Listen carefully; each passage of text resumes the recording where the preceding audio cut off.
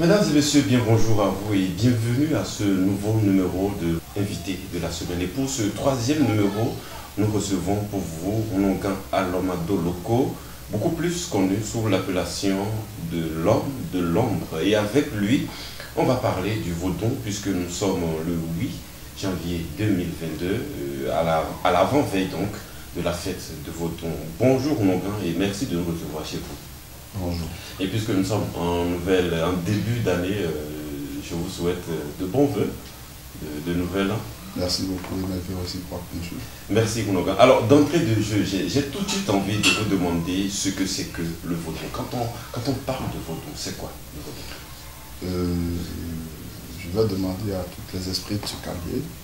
Le nom Vodou, ça crée la panique un peu partout. Et je dois vous dire que qui parle de Vodou traduit comme Vivodou Yahweh quand on parle de Vodou. En langue locale, Vodou, Vivodou Yahweh. La source de paix, c'est à la source de la paix que se trouve l'esprit. Donc, le Vodou, ce sont des esprits qu'on ne voit pas, mais qu'on côtoie, qu'on fréquente, qu'on utilise et qui nous utilisent également. À vous suivre, quand on parle Vodou, on parle d'une communauté d'esprit. Exactement. Le Vodou aujourd'hui, c'est notre identité, qu'on le veuille ou non. Est-ce parce que le Vodou est mauvais en lui? Le couteau est mauvais, mais il est utilisé. Bien évidemment. Voilà. Il faut retenir que le Vodou n'est pas mauvais. Le Vodou, dans toute son entièreté, est quelque chose de sain. Vous savez, quand un enfant naît, il n'a pas de péché. C'est en grandissant. C'est en fréquentant des personnes et suivi de son éducation qu'il commence par commettre des péchés. Le Vodou commence par être négatif quand celui qui en possède l'utilise pour arriver à des fins négatives. Il y a des Vodou qui sont là pour être utilisés pour de mauvais actes. Ça, je à de mauvaises fins. À de mauvaises fins. Parce qu'il n'y a pas de bien sans mal. Les deux se donnent la main. Les deux se donnent la main. C'est comme la réussite et l'échec, la mort et la vie, le jour et la nuit. Les deux partent de pair. Tout dépend de celui qui possède le Vodou et l'utilité pour laquelle il le possède. Il y a des Vodou notamment qui ne font pas le mal. Et quand tu essayes de les utiliser pour faire du mal, ça te tue tout de suite. Et il y en a, c'est leur spécialité. Et ces genres de Vodou existent parce qu'il faut quand même se défendre. C'est comme une âme. Quand vous la portez sur vous, c'est dangereux, on le sait. Mais quand même, c'est pour la protection, c'est pour se protéger.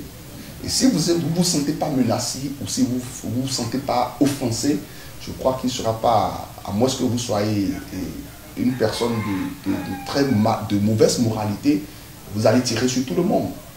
D'accord? Donc, le Vodou, ça dépend en fait de celui qui le possède en réalité. C'est comme un couteau. Vous pouvez l'utiliser pour couper du pain à la cuisine, pour égorger au poulet, pour quand même poignarder quelqu'un aussi et tuer. Le couteau, vous ne l'avez pas. Ça dépend de pourquoi vous l'avez acheté. Et au moment opportun, ça dépend de l'utilité que ça vous rapporte. Alors, quand je vous suis tout à l'heure, vous avez eu tendance à pluraliser vos dons. Je sais qu'en amont, vous avez eu à dire que une communauté d'esprit. Moi, j'ai envie de dire que c'est peut-être une communauté de divinité. Si c'est le cas, je m'appelle vous demander, quand on parle de vos dons, on parle là de combien de divinités? Déjà, quand on parle de Vodou, on parle de 256 entités. En réalité, nous avons 256 âmes différents. Parce que quand on parle d'aura, on parle aussi d'âme, on parle de corps. Le phare, c'est comme un être humain, mais c'est un invisible. C'est pour ça qu'elle est surnommée le langage de l'invisible. C'est-à-dire, c'est un invisible qui prédit entre le passé, le présent et le futur, mais que vous ne voyez pas. C'est comme le GPS.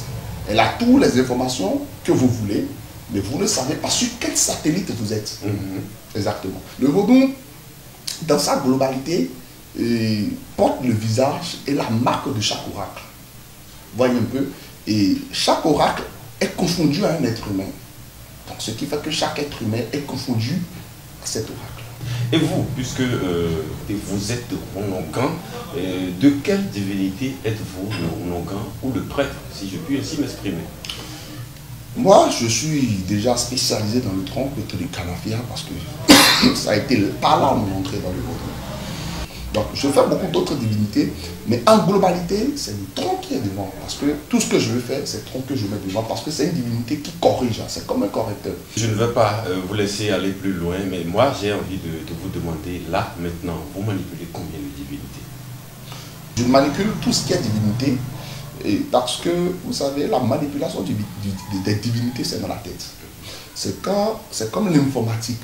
Quand vous apprenez, que vous êtes habitué à frapper le clavier sans le regarder, ça ne va rien vous coûter.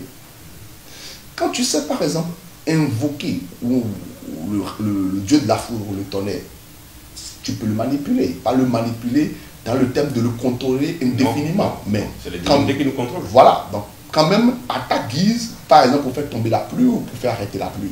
Donc tout ce qui est divinité et qui est installé sur un oracle est manipulable. Parce que par exemple je suis ici au phare, en tant que boucolore, bien que je ne prends pas ça pour professionnalisme, mais ça me facilite quand même la tâche de côtoyer les autres divinités. Par exemple, s'il y a certaines situations et que je consulte au tronc qui me dit va chez Sakata, il faut quand même que je sache le faire. Il faut quand même que je sache invoquer le Sakata. Il faut quand même que je sache comment communiquer avec ce Sakata. Nous sommes le 8 janvier aujourd'hui, à l'avant-veille, c'est-à-dire après-demain, c'est la fête du 10 janvier. Quel message avez-vous à l'endroit de la communauté vaudou béninoise? Déjà, ce n'est pas la communauté vaudou que je veux m'adresser, mais à toute l'Afrique. Parce que nous sommes africains et nous avons notre origine. Que nous soyons chrétiens, musulmans, etc. Ce qui vient de chez nous est de chez nous. Je crois que c'est le moment à tout un chacun de nous de soutenir cela. Parce que ce n'est pas le vaudou qu'on soutient, c'est déjà le chemin de nos ancêtres qu'on soutient. Et il faut ce support-là pour que cette fête du 10 janvier soit encore plus paisible et abordable, en fait, que une modernisation de la génération puisse avoir la main mise, en fait, de modifier les choses pour qu'elles soient plus claires et propres. Nous étions chez Rounogan Alomado Loko, beaucoup plus connu sous l'appellation l'homme de l'ombre. Moi, j'aime bien l'appeler comme ça. Vous avez compris, il a beaucoup à dire, puisqu'on parle de vaudou. Le vaudou, on ne peut en parler en 7 minutes, même une demi-heure ne suffira pas pour en parler. Mais nous allons devoir nous en arrêter là pour le compte d'aujourd'hui. Merci à vous toutes et à vous tous qui nous avez suivis. Rendez-vous pour le prochain numéro.